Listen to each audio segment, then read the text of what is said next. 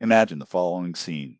A young couple, newly initiating their life together, receives a stunning property, inherits a spacious country house surrounded by hectares of fertile land, a few kilometers from the city's excitement. A gift that many would dream of having. But instead of celebrating this opportunity as a new chapter of their lives, the husband decides, on his own, to turn the moment into a great and controversial gesture. By taking his mother to know the place, he extends his arms proudly and states, "This is your new home, mother." The wife, however, feels the floor disappear under her feet. After all, that was not his decision, it was she who had inherited that piece of history. Dear listeners, welcome to another story that will touch your emotions and make you reflect on limits, respect, and the true value of things. Get ready for a narrative full of twists, where what looks like a dream can become a family nightmare. Valeria Nikolaevna, the mother-in-law in question, was the opposite of a countrywoman. Born and raised on the asphalt, she wrinkled her nose to the smell of manure, was startled by loose chickens, and looked with disdain for anything that smelled rural life. But,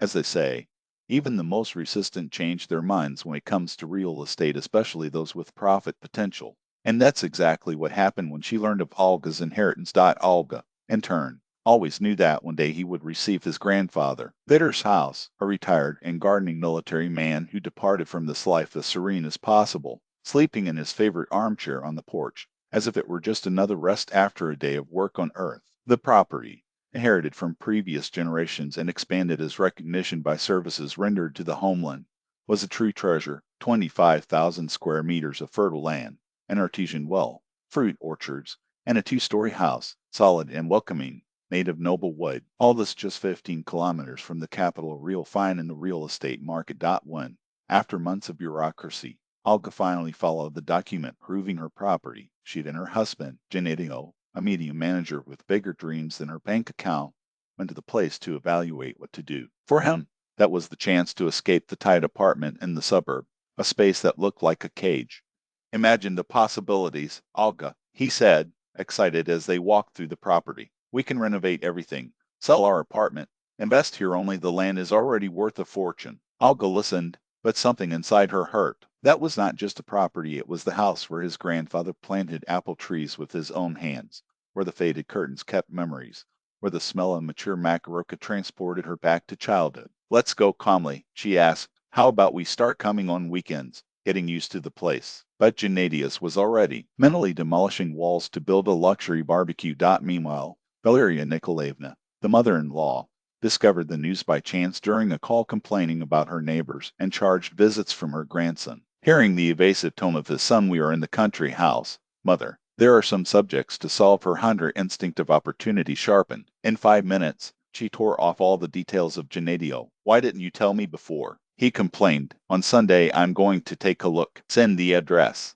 And so, the following Sunday, she arrived impeccable, with a cake in hand and an evaluating look that left no doubt. She was there to inspect an investment. Olga received her with education, but barely disguised her discomfort while Valeria Nikolaevna examined every corner, the fruit loaded, the gardens, the robust house, with her cozy and only porch, the spacious. "Interesting," he said, with the authority of those who understand the matter. "Of course, everything needs a reform, but the location is great. 25,000 meters, you said? You can lot and build 3 houses here. The return would be excellent." Olga ranged the teeth. Why did everyone see only numbers where she saw memoirs? Gennadium, euphoric, took his mother to a guided tour, pointing to where would be the extension of the house, where would raise a sauna, which trees hindered the project. "These old apple trees only take up space," he said, as if talking about disposable objects. Olga followed them, feeling the anger grow every word. They already planned changes in their inheritance as if they were theirs. The fuse came after lunch, when,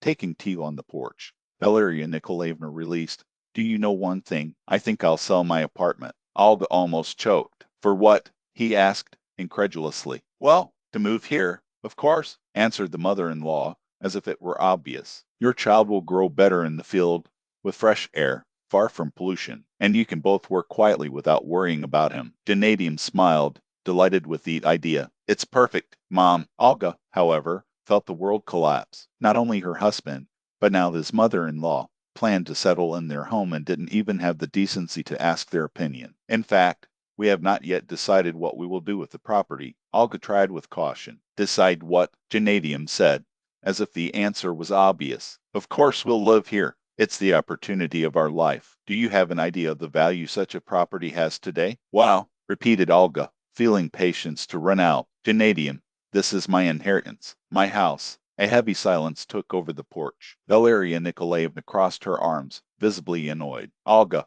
what's the story? Gennadian murmured, frustrated.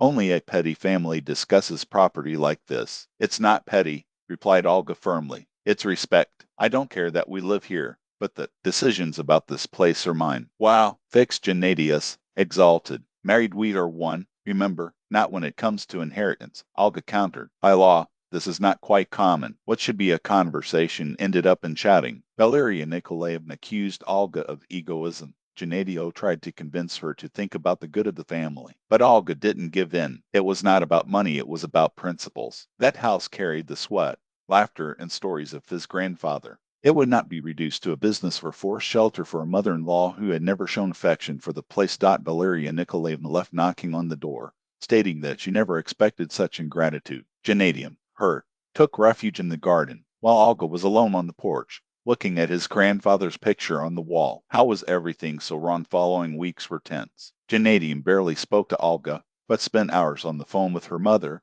whispering plans she couldn't decipher, until one night he came home with a suspicious smile. I have a surprise for you, he announced. Tomorrow we go to the country house. Olga accepted, but an inner voice told him that something was very, very wrong. The perfect scenario for the humiliation they so deserved. The acre smell of man mixed to the damp earth climbed into the air, as they both struggled to get up, covered from head to toe by a bruising and sticky layer. Vanity and arrogance, now reduced to a thudded stain on the floor. Olga didn't move. It didn't laugh. It didn't apologize. He just observed, with a glacial calm, while Gennadius tried to clean his face with soaked hands, spreading the dirt further. Valeria Nikolaevna, in turn, emitted disgust sounds, as if the world was collapsing over her, and in a way she was. Its impeccable plan, its unquestionable authority, its whole submissive, everything headed along with the straw pieces and excrement that drained by his designer coat. Did you go crazy? Shouted Gennadius, spat a piece of land and tried to lift, slipping back in the mud. This is a crime. You could have blinded me! Exclamation crime. Olga repeated softly,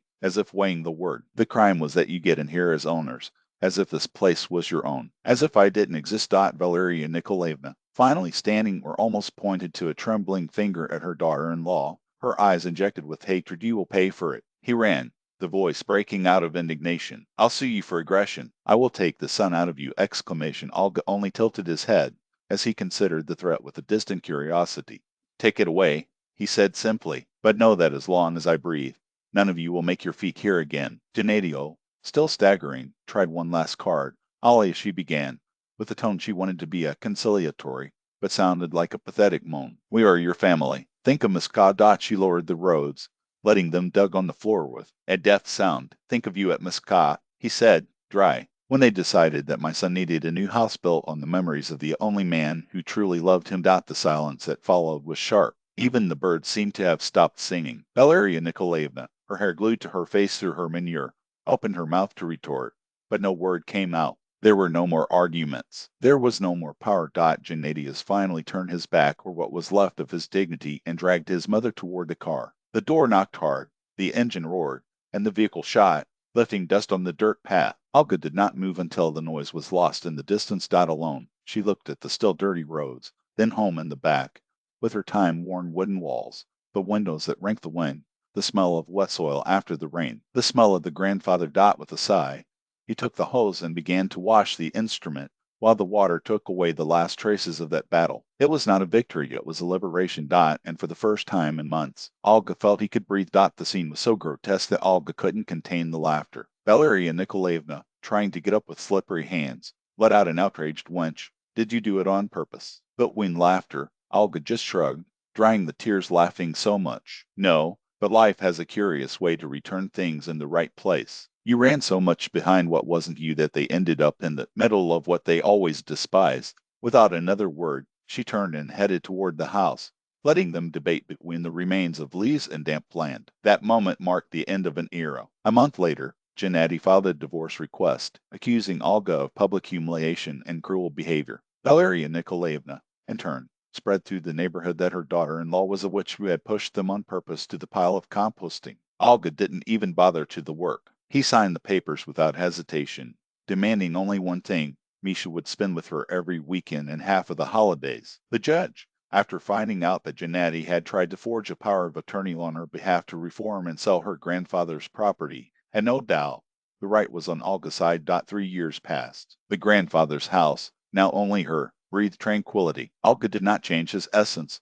He exchanged the rusty pipes, fixed the roof that threatened to collapse, but left the wooden walls, smells of dirt and fresh coffee in the morning. The orchard, generous as always, beaten her that she sold to the neighbors or transformed aramade in jams for winter. Misha grew between the trees that the great-grandfather had planted, learning to prune branches, spin ripe tomatoes, and value the silence that only a place like the one could offer, so different from the stuffy apartment where he lived with his father and grandmother, between rules and censoring glances. Valeria Nikolaevna was still refusing to pronounce Olga's name, but it didn't matter anymore. A summer night, while mother and son they enjoyed strawberries with cream on the porch, Miserable wiped their mouths with the back of their hand and asked, with the naive curiosity of their 12 years, "Mother, is it true that Grandma and Dad fell into the stack of manure?" Olga smiled, passing her fingers through the boy's hair. "It's true that they lost their balance, yes." Misha's face frowned. "Dad says you pushed them." She shook her head, looking at the horizon where the sun was behind the hills. "No, son, sometimes, when people want the wrong things too much, life finds a way to put them in place." Missy chewed another strawberry, thoughtful. Then, with a smile that illuminated his brown eyes, he said, "I like to live here. It's better than in the city." Alka pulled him close, kissing his forehead. "I like it too. And you know one thing? I think Grandpa would be happy." Both looked at the photograph on the wall, where the old man smiled under his straw hat, as if he silently approved their choice, preserving the house not as a business but as a home, a place where the roots imported more than the price of the square meter got as for the pile of compound. Witness changes that day of turn, continued fulfilling its role, feeding the earth, turning remains into a new life. After all, even the most ridiculous or deserved falls can be born useful. That secret, as Olga knew well, was not to lose balance, neither on the slippery floor nor in the greed that blinds.